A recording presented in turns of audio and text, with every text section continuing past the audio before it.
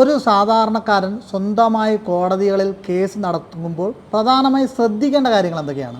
കോടതികളിൽ ഏത് കോടതിയെന്നനുസരിച്ച് ആ കോടതികളിലെ പേപ്പർ വർക്കുമായിട്ട് ബന്ധപ്പെട്ട് ഒരു അണ്ടർസ്റ്റാൻഡിങ് ഉണ്ടാവണം, അതിനെക്കുറിച്ചൊരു ബോധ്യം ഉണ്ടാവണം.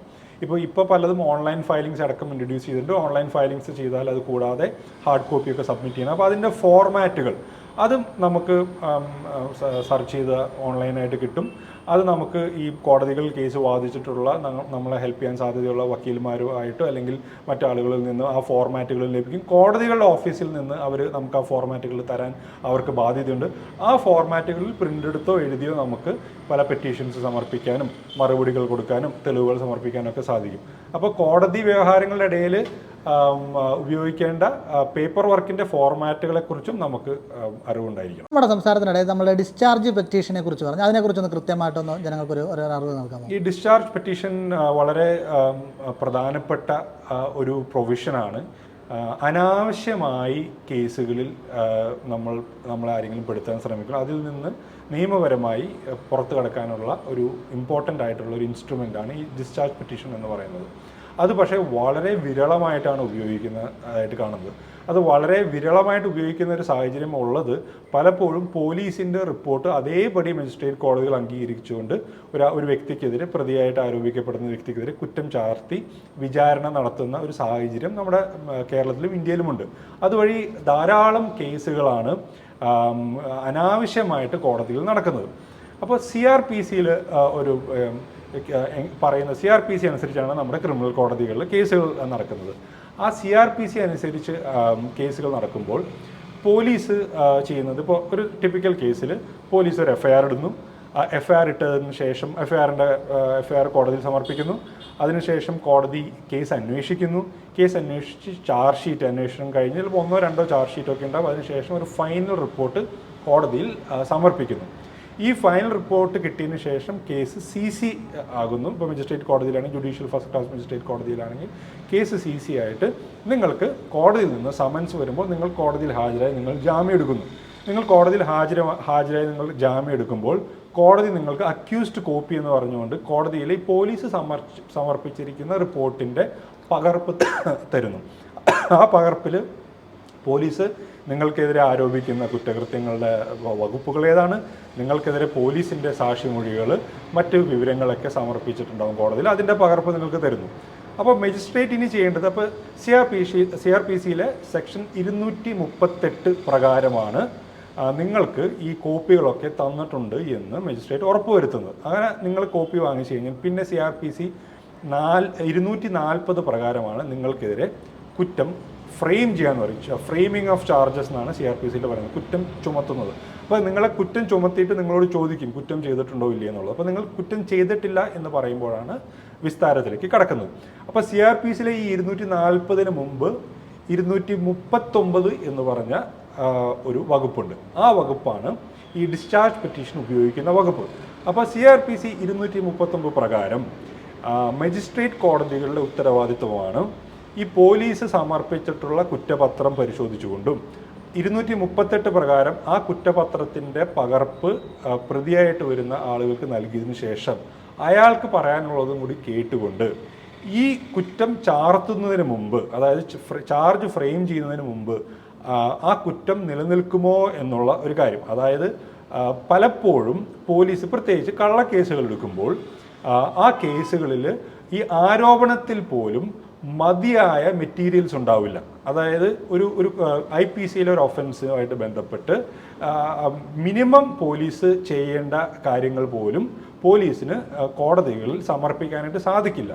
അപ്പോൾ ആ മിനിമം കാര്യങ്ങൾ ഇല്ലെങ്കിൽ അത് പരിശോധിച്ചുകൊണ്ട് കേസ് ഡിസ്ചാർജ് ചെയ്യേണ്ടതാണ് മജിസ്ട്രേറ്റിൻ്റെ ചുമതല.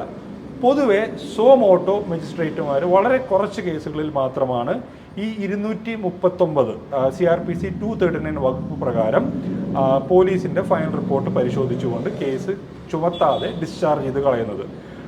നല്ലൊരു ശതമാനം കേസുകളിലും നമ്മുടെ പ്രതിയായ വ്യക്തിയുടെ ഉത്തരവാദിത്തമാണ് ആ പോലീസ് റിപ്പോർട്ടിലുള്ള അപാകതകൾ ചൂണ്ടിക്കാണിച്ചുകൊണ്ട് കേസ് നിലനിൽക്കില്ല എന്ന് മജിസ്ട്രേറ്റ് കോടതിയെ ബോധ്യപ്പെടുത്തുക എന്നുള്ളത്.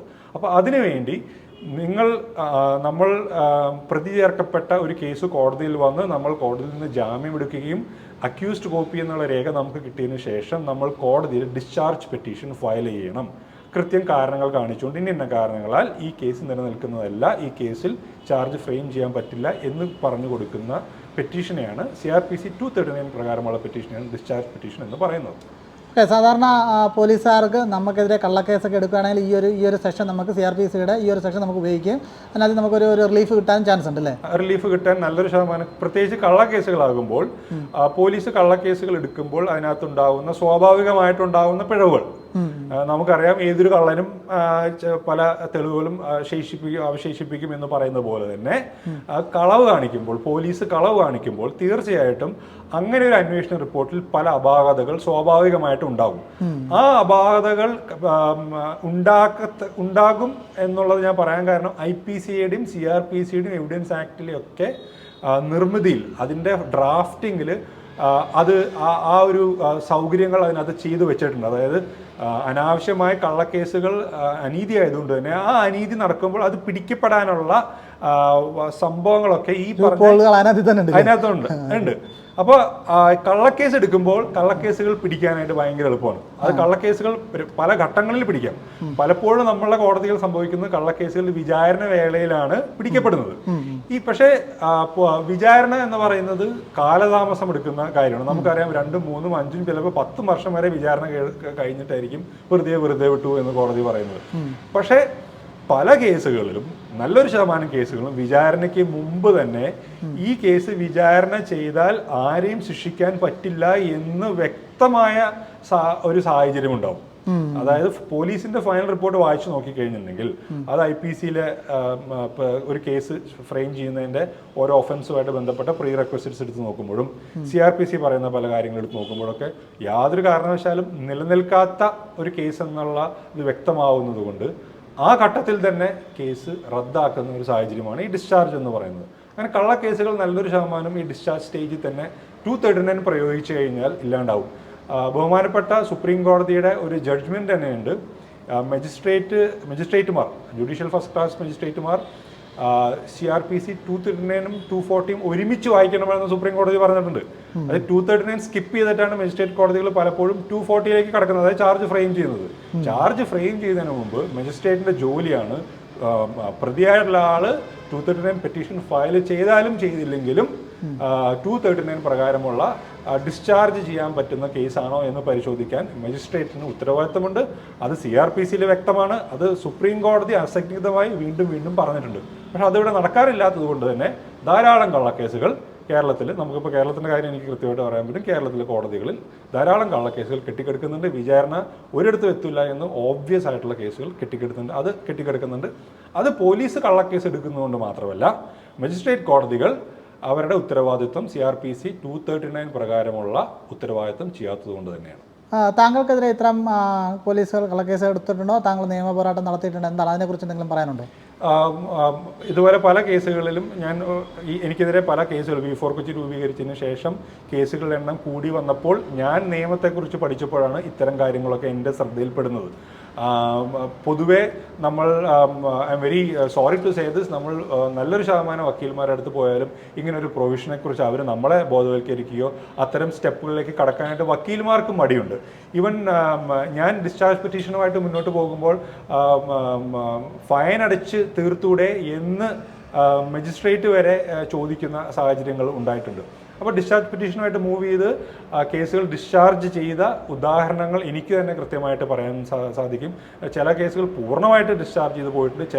ചില വകുപ്പുകൾ എനിക്കെതിരെ ആരോപിക്കപ്പെട്ട ചില വകുപ്പുകൾ നിലനിൽക്കില്ല എന്ന് 239 പെറ്റീഷൻ പരിശോധിച്ച് മജിസ്ട്രേറ്റുമാർ ചൂണ്ടിക്കാണിച്ച് ആ വകുപ്പുകൾ നീക്കം ചെയ്തിട്ടുണ്ട്. അപ്പോൾ അങ്ങനെ കൃത്യമായിട്ട് സക്സസ് സ്റ്റോറീസ് ഡിസ്ചാർജ് പെറ്റീഷൻ ഉപയോഗിച്ചുകൊണ്ട് എനിക്ക് പറയാനുണ്ട്. ഡിസ്ചാർജ് പെറ്റീഷൻ എന്നുള്ള പ്രയോഗം ഉപയോഗിക്കുന്നതിന് എനിക്ക് ഒരു നിലവിലെ ലീഗൽ ഫ്രട്ടേണിറ്റിയുടെ ഇടയിലുള്ള കീഴ്വഴക്കം മറികടക്കേണ്ട വന്നിട്ടുണ്ട്. എനിക്ക് അങ്ങോട്ട് കൃത്യമായിട്ട് പറയേണ്ട വന്നിട്ടുണ്ട്, you have to file a discharge petition, അല്ലെങ്കിൽ ഞാൻ വേറെ വക്കീലിനെ വെച്ചോളാം എന്ന് കമ്മ്യൂണിക്കേറ്റ് ചെയ്യുക, അല്ലെങ്കിൽ അതിൻ്റെ കോൺസിക്വൻസസ് എന്താണെങ്കിലും ഞാൻ നേരിട്ടോളാം എന്ന് അന്ന് കർക്കശമായി പറഞ്ഞുകൊണ്ടാണ് ഞാൻ ജീവിതത്തിൽ ആദ്യമായിട്ടുള്ള ഡിസ്ചാർജ് പെറ്റീഷൻസ് ഫയൽ ചെയ്തിട്ടുള്ളത്. പിന്നീട് ഓഫ് കോഴ്സ് ഞാൻ എൻഗേജ് ചെയ്യുന്ന വക്കീൽമാർ എൻ്റെ അതേ ചിന്താഗതിയുള്ളവരായതുകൊണ്ട് മാറ്റങ്ങൾ സംഭവിച്ചത്.